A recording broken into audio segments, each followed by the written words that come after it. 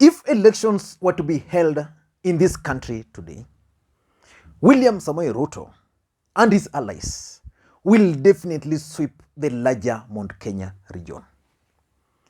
But William Ruto and his allies must be very careful because Raila Odinga has devised a new strategy for the larger Mount Kenya region. And if they're not careful, Raila Odinga is going to surprise them. In this video today, I want to explain to you guys why I strongly believe that Raila Odinga can easily upset the deputy president and his allies from the larger Mount Kenya region. But before we do that, for those who are watching this channel for the first time, I want you to take a second or two and click the subscribe button so that next time we produce a video like this, YouTube will automatically notify you. And to the subscribers, I want to continue thanking you guys for your continued support. Now, let me go straight to the points. Raila Odinga has not declared his interest for the presidency.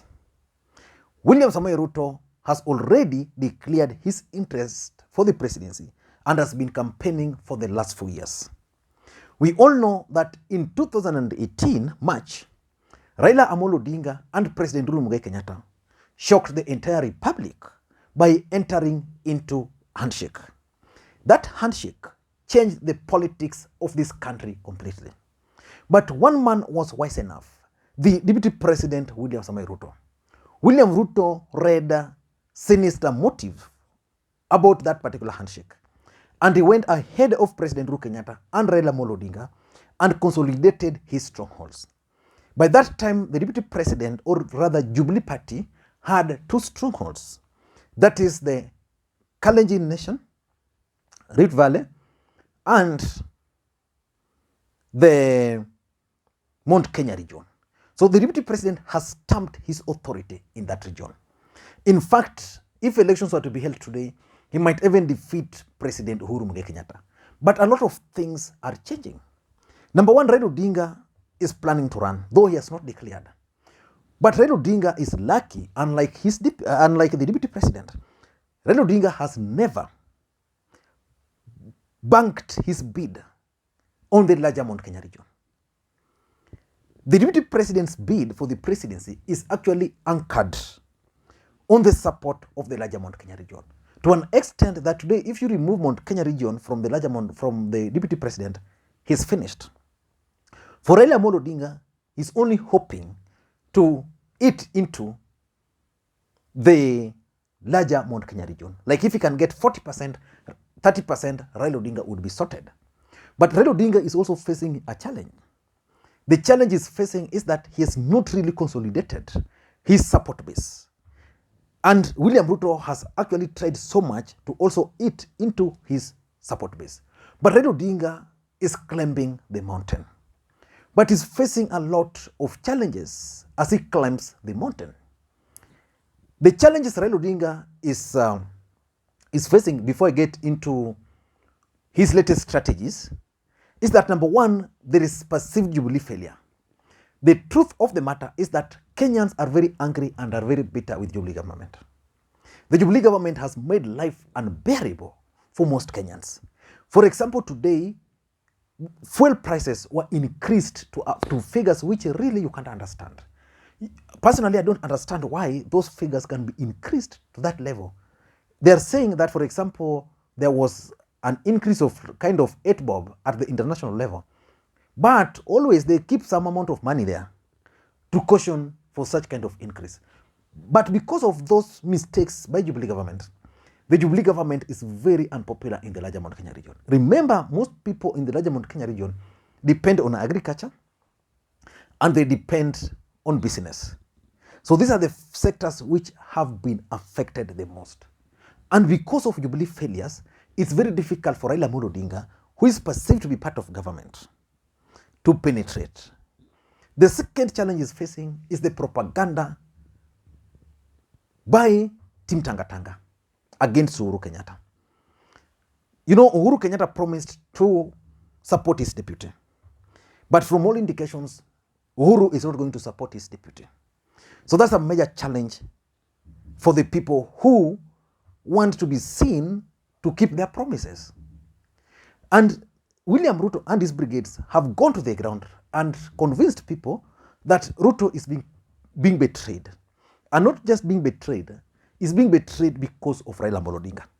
William Ruto and his allies have also gone out there and convinced the people there that Raila Odinga is the reason why, for example, the economy of the country is bad. So that challenge of Tanga propaganda. The other challenge Raila Odinga is also facing as he climbed the mountain is William Ruto's determination to hold on to the larger Mount Kenya region. The truth of the matter is that you remove Mount Kenya from Ruto, he's finished. Ruto understands this. So the last thing he would do is to allow Mount Kenya to sleep. And because of that, he's doing everything. If you look at William Ruto, even the meetings he's holding in Karen, 80% of them are from people from the larger Mount Kenya region. If you look at the number of churches the deputy president is attending, 80% from the larger Mount Kenya region. In fact, someone was asking that charity begins at home. Why can't the DP attend churches in his Sugoi home or even in Rift Valley? When in Rift Valley don't need those churches.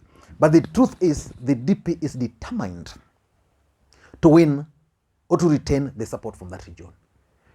And that's giving Raila Odinga a challenge. Number 4 is timing. Is Raila Odinga late in his attempt to climb the mountain? Because remember, the handshake took place in 2018. Most people believed that the best thing the president ought to have done was to take Raila Odinga to the ground. That has not happened up to now. And the president, according to sources, has told Raila Odinga to start climbing. He will join him later. But where is time for Raila Amolo Odinga? Those are questions. So timing is also not in favor of Raila Amolo Odinga. And the worst part, which is my last point, the challenge is facing, is the division within President Uhuru Kenyatta's camp. Initially, the team which was dealing with the deputy president was called the Kileweke. The team which was headed by Wambugu Mojiri. That Kileweke team, as we speak now, most of them are not supporting Raila Amolo Odinga. Who are they supporting? The truth of the matter is that there are camps around the president. There are those who want Raila Amolo Odinga. There are those who don't want Raila Amolo Odinga, and they are doing everything to sabotage Raila Amolo Odinga. And then there's a group which wants someone like Matiang'i. So these two groups have ganged up against the group which supports Raila Amolo Odinga. And they're making Raila Odinga's attempt to climb the mountain very, very difficult. But as much as those challenges are there, William Ruto and his brigades should not sit pretty. Because let's face it, Raila Odinga has nothing to lose in the larger Mount Kenya region. He's just doing experiment. If they embrace me, it's fine. If they don't, it's fine. But for the DP, he must. He must. So Raila Odinga I've observed, because even today, Raila Odinga attended a funeral in Ngesha village in Kiambu, Limuru constituency. The other time Raila Odinga was deep inside the village in Kiambu for some birthday. And I was inquiring from very close sources. It's like Raila Odinga actually just received a text message from the gentleman. And then he decided he was going. So Raila Odinga just drove to that place using only one car, his car, and then his media team, who didn't even know where they were going to, because they were just told, just the way they normally report to work, so they were just told to follow Raila. So Raila Odinga actually went there using 2 convoys. And when he arrived there, according to what I've gathered, when he arrived there, he even shocked the people. And of course, he called, just like he explained, he called a gentleman there, one of his contacts there, who informed this other guy. So the villagers were not aware until the time they arrived. So one of the guys who accompanied Raila Odinga was telling me that the moment they arrived there, they just started seeing, after some time, security started coming. So it's when the security of the area was actually informed that Raila Odinga was in the area. So the truth of the matter is that Raila Odinga has devised a new strategy. And what are some of these new strategies? The first strategy is direct engagement. I've followed Raila Odinga's politics for a long time. And one of the things which Raila Odinga had perfected, and kind of maybe because of age he left, is direct engagement. In my village, you'd wake up in the morning, then you are told, unajua Raila alikuwa hapa. By that time, he was not even the serious Raila we know today. So Raila Odinga has started that kind of engagement. Going straight, like I was told, like in that birthday, from Kiambu town, it was like you go 2 hours, you drive 2 good hours, inside and done. So basically what Raila started now is direct engagement with the voters, without the members of parliament from the area, without the governors from the area, without President Uhuru Kenyatta's support. Whether that's going to pay off, I still don't know. But I tend to think that direct engagement is something which should worry the deputy president. The deputy president's strategy is now simple. Because he had made a name for himself, he's just trying to retain. So he's just keeping his presence. He just wants to maintain his presence in the area. So Raila Odinga is now engaging directly with the people. Number 2 is opinion shapers. Raila Odinga is engaging the opinion shapers in the region. He has engaged the elders. Let's wait and see whether the elders are going to endorse him, because majority of the Kikuyu Council of Elders is split into 2. There's a group which is with the Uhuru Kenyatta, then there's a group which is with the DP, but Raila Odinga has been trying to engage them. Then Raila Odinga has also been trying to engage business tycoons. The truth of the matter is that the larger Mount Kenya region and their politics, maybe it has changed or it will change, but there's a group of people who normally determine the politics, and these are the tycoons. They set the agenda using their vernacular radio stations, using their businesses, because when they talk of business, basically these are the people they mean, who have businesses in Nairobi, not the ordinary person. So these opinion shapers, once he has managed to win them, like today, if you were to ask anybody between Ruto and Raila, who enjoys the support of the Kikuyu tycoons, or even the Mount Kenya tycoons, when he was in Mary the other day, the guy who was the host is actually a billionaire. The other day he was in Muranga. Who was the host? SK Masharia, another billionaire. So between Raila and Ruto, Raila is winning more of these business tycoons. The church, I'm not sure whether he has engaged them really well, but I'm sure he has also started engaging the youths. So that's number 3 is the Building Bridges Initiative process. You know, the deputy president and his allies opposed the Building Bridges Initiative process. The truth of the matter is that the larger Mount Kenya region were going to benefit the most from that Building Bridges Initiative process. As things stand today in this country, the people of the larger Mount Kenya region are coming back to their senses, and they are realizing that the presidency is going to go. That's number 1. Number 2, they're also realizing that they might not win the presidency in the next few years, let's say even 20 years. That's also coming to them. And now they are also realizing that this BBI was going to shield them from successive regimes. I mean, regimes which are going to come after President Uhuru Kenyatta. So that as long as they were going to have resources which was going to benefit them, they were comfortable. And this is worrying the deputy president and his allies, because even today, well, in Kiambu, those are the issues which Raila Odinga talked about. So this Building Bridges Initiative process was going to add them more constituencies. Without BBI, there's a chance that they're going to lose some constituencies. Resources, it was going to add them, and so many other benefits. And that's why someone like Moses Kuria has been consistent that as much as BBI was lost, there are certain content in it which they are going to pass through parliament.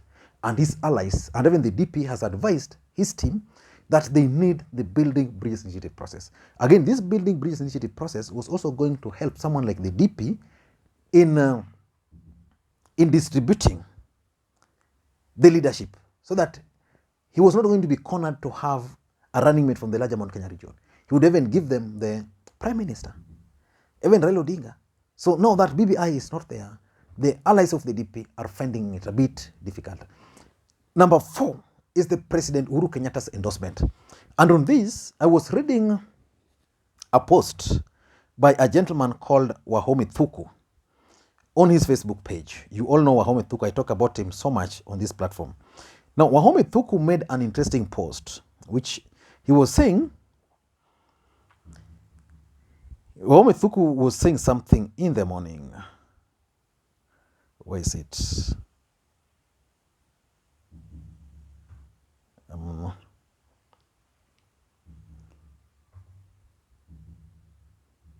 Yeah, he was saying something. This is what Wahome Thuku was saying. Baba on the ballot will get my one vote, even if he promises 0 to Mount Kenya region. Just listen. Even if his running mate will be from Taita Taveta, as many as are of the same stand from Mount Kenya, raise your hands. If you read the comments on Mohamed Thuku's post by the Kikuyus, then you'll realize that Raila Odinga has started winning.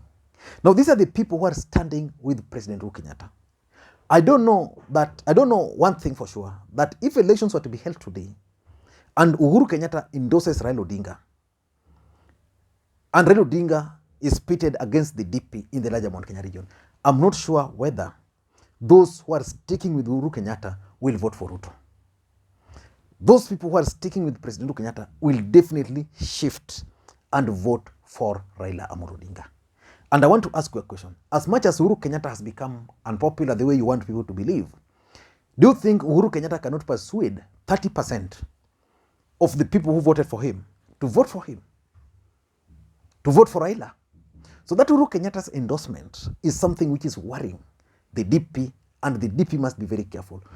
And that's why even those around President Uhuru Kenyatta who are not supporting Raila Odinga, who are either for Matiang'i or even for Musalia Mudavadi, are piling a lot of pressure on the president not to endorse Raila Odinga. Because if the president were to endorse Raila Odinga, his supporters will troop publicly to Raila Odinga's camp. That's number one. Number two, Raila Odinga's support base will be excited and they'll turn out in large numbers. And lastly, is that Raila Odinga's campaigns are now targeted as far as the Mount Kenya region is concerned. If you listen to his messaging, he talked of nyinyi ni wa Kenya, hakuna mtu atawashtua ati atachoma nyumba yenu. You know, when he talks like that, he's evoking the memory of the post-election violence, because there's this perception that William Ruto and his allies are invoking the 2008 and 2007 post-election violence to intimidate President Uhuru Kenyatta supporters, the people of the larger Mount Kenya region, especially those who are in Nakuru. So that if you are from the larger Mount Kenya region and you reside in Nakuru, then you'll vote for Ruto because you don't want noise. You want peace. And that's what Raila Odinga was telling them, that nobody is going to intimidate you. I don't know what you think, but those are my take. If the DP is not careful, Raila Odinga is likely to surprise him in the larger Mount Kenya region. Thank you guys, and please, may you have a good day. And for the love of this channel, please give it thumbs up, drop your comment, and until next time, this is Lee Makwiny. Bye-bye.